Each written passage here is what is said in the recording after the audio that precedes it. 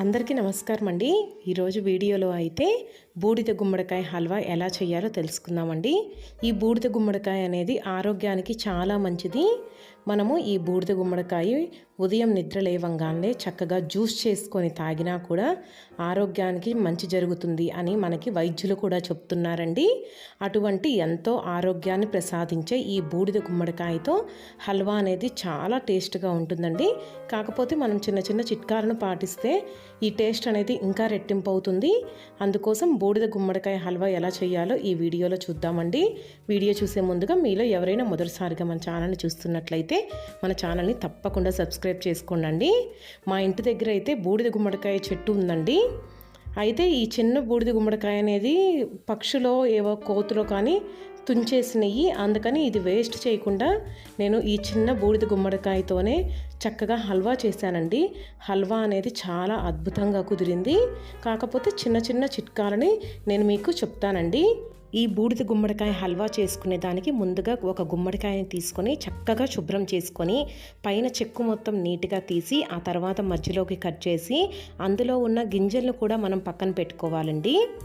ఎందుకంటే ఆ గింజలు మనకి చుట్టుపక్కల ఎక్కడైనా ప్లేస్ అనేది ఉంటే ఆ ప్లేస్లో కనుక వేసినట్లయితే చక్కగా మనకి మొక్కలు అనేది వస్తాయి. అలానే బూడిద గుమ్మడికాయలు కూడా కాస్తాయండి. మాకైతే అదే జరిగిందండి. మేము మామూలుగా చెత్త పారేసినట్టే పారేసాం. కాకపోతే సడన్గా చూస్తే చెట్టు వచ్చేసింది. అందులో పెద్ద గుమ్మడికాయ కూడా కాసిందండి.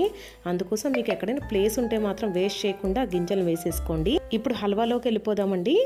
ముందుగా మనము చెక్కు తీసాము, ఆ తర్వాత గింజలు తీసేసాము.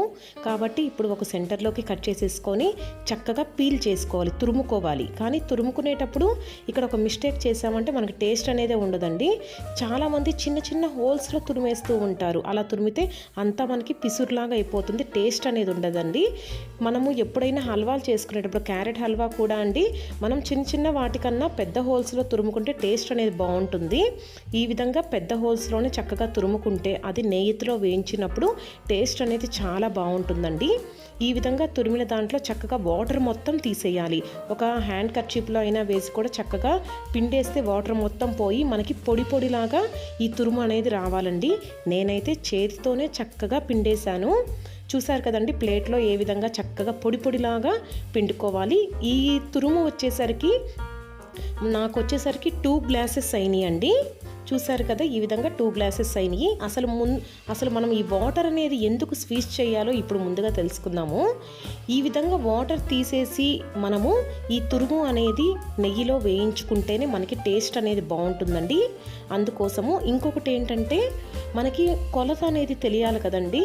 కొలత తెలియటం కోసం మనం ఈ విధంగా చక్కగా పిండేసుకుంటాము వాటర్ మొత్తము. ఆ తర్వాత చక్కగా ఒక కళాయి పెట్టేసుకొని ఈ తురుము కొలుచుకొని 2 గ్లాసులు నాకు తురుము వచ్చేసిందండి. చూసారు కదా ఎంత చక్కగా నేను పిండేసానో చేత్తోనే. మీరు కూడా ఇలా పిండేసుకొని చక్కగా నెయ్యి వేసుకోండి. నెయ్యి వేసుకుంటేనే టేస్ట్ బాగుంటుంది. ఈ పిండిన వాటర్ కూడా పక్కన పెట్టుకోండి. ఈ వాటర్ ఏం చేయాలో నేను చెప్తాను. ఈ విధంగా చక్కగా నెయ్యి వేసి బాగా వేయించండి. కాకపోతే ఈ ప్రాసెస్ అంతా సిమ్లోనే చేస్తేనే మనకి టేస్ట్ అనేది బాగుంటుందండి. నేనైతే చాలా ఓపిక్గా స్టవ్ దగ్గరే నించొని సిమ్లోనే వేయించానండి. ఎందుకంటే ఇంట్లో వాళ్ళ అందరి ముందు మనము చక్కగా చేసాము, ఈ అమ్మాయి ఏ చేసినా పర్ఫెక్ట్గా చేసిద్ది అనే మాట రావాలి. కాబట్టి మనం ఎప్పుడైనా శ్రద్ధతో చక్కగా పిండి వంటలు కానీ ఇంట్లో వంటలు కానీ చేసుకోవాలండి. హడావుడిగా చేసేసి రుచి లేకుండా పచ్చి లేకుండా చేయకూడదండి. చూసారు కదా, సిమ్లోనే పెట్టుకున్నాను. మనం 2 గ్లాసులు వేస్తే అది మనకి 1 గ్లాసేనండి అయ్యేది బాగా వేగేసరికి. చూసారు కదా, మనం ఎంత తురుము వేసామండి. చివరికి చూసారు కదా ఎంత అయిందో. అంటే అది మగ్గిపోయిద్ది కదా బాగా. దాంట్లో ఉన్న వాటర్ కంటెంట్ ఏమన్నా ఉన్నా కూడా అది కూడా బాగా పోయిద్దండి. అప్పుడు బాగా దగ్గర పడిద్ది. దగ్గర పడిన తర్వాత మనము ఈ వాటర్ కూడా వేసుకోవాలండి. ఆ వాటర్ అంటే మనం పిండేసాం కదా ఈ తురుము, ఆ వాటర్ కూడా వేసుకొని ఇంకా ఒక 5 నిమిషాలు ఆ వాటర్ పోయేలాగా బాగా మగ్గించాలి. ఆ తర్వాత 2 గ్లాసులు మనం ఈ తురుముకి ఒక 3/4 గ్లాసు షుగర్ అనేది సరిపోతుందండి.